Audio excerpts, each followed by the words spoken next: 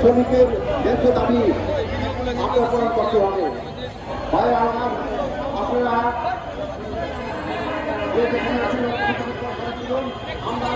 আমরা থাকবো, আপনারা আসবেন, আপনারা থাকবেন, প্রত্যেক দাবি আদায় করবেন। ইনশাআল্লাহ আমরা এই বলে আমার বক্তব্য শেষ করছি।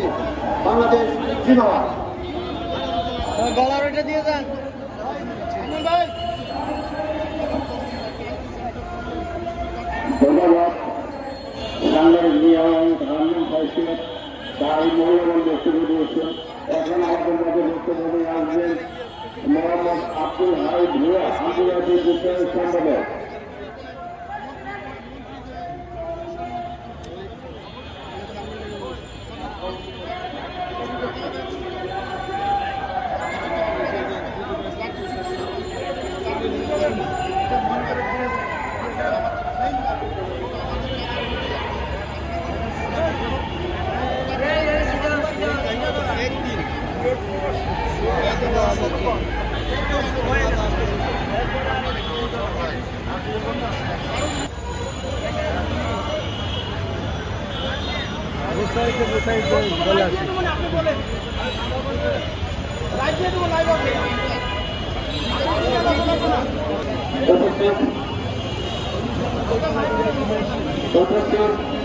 দিনাজপুর প্রশাসক সমিতির আয়োজন এবং আমাদের প্রশাসক সমিতির একজনের সদস্যবৃন্দ ও আমাদের সাংবাদিক ভাই বোনেরা, আসসালামু আলাইকুম। আমাদের দীর্ঘদিনের দাবি, আমাদের এই প্রতিষ্ঠান, আমাদের এই সংগঠন রাজনৈতিক সংগঠন নয়। আমরা তো আছি, আমরা রেমিডেন্স যোদ্ধা। আমরা রেমিডেন্স যোদ্ধা হিসাবে আমরা কর্মরত ছিলাম। প্রথম অধ্যায় আমরা দেশে রেমিডেন্স প্রেরণ করুন, আমাদের অর্থে দেশের অবস্থাকে কম করেছি। এমন এক সময় আসছে 1990 সালে আমাদের করতে এরা করতে আমরা এক বছরে আমরা দেশে আমাদের ফেরত আসতে হয়। যুদ্ধের ক্ষতিপূরণ হিসাবে আমাদের দাবি অনেক ছিল, অনেকে বেতন পায় নাই, অনেকে যার যতটুকু সম্ভব ছিল সব ফেলে আসছে, চাকরি শেষ করে আসছে। এখানে আসার পরে মানবতার জীবনযাপন করতে হয়েছে। আজকে আমরা যখনই আমাদের কোনো দাবি দাওয়া নিয়ে আসি তখনই আমাদেরকে বিপরণ, আমাদেরকে দমানোর চেষ্টা করা হয়। আমাদের অর্থ আমাদের দেবে, আমরা কোনো কারো অর্থ চাই না। আমাদের করছে আমাদের জমা টাকা আমাদের ফেরত দিবে। আমাদের টাকা ফেরত আসছে, বাংলাদেশ ব্যাংকে আসছে, জনশক্তি ব্যুরোর কল্যাণের মাধ্যমে আমাদের যে সমস্ত টাকা আসছে সেই টাকাগুলো তারা বিলি-বন্টন করেছে, কিন্তু সঠিকভাবে হয় নাই।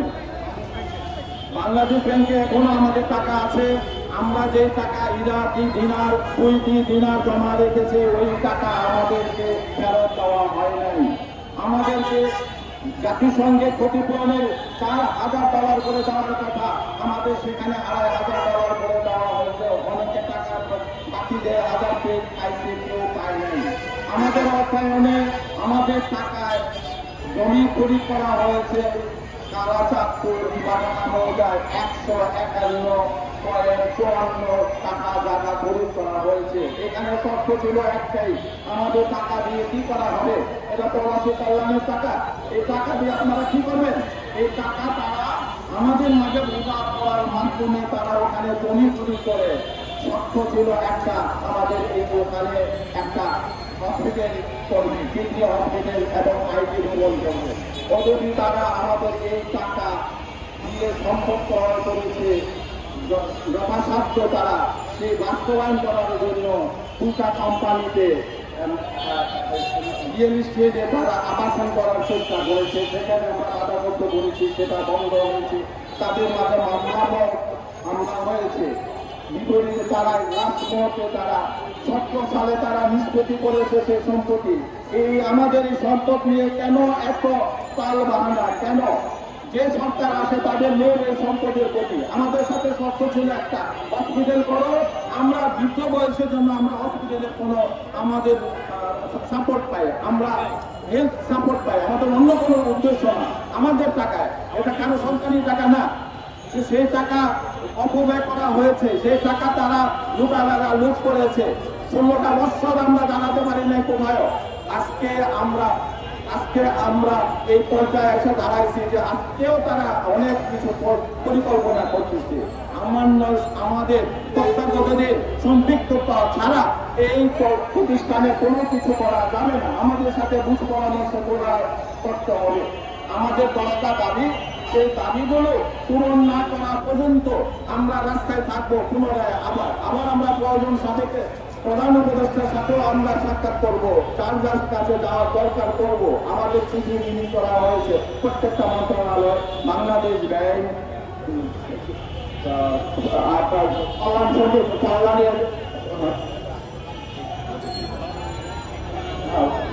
কল্যাণ ব্যাংকের মাধ্যমে আমরা তো ওখানেও তাদের কাছে আমাদের চিঠি বিলোপ করা হয়েছে। আমাদের এরা নিষ্পত্তি চাই।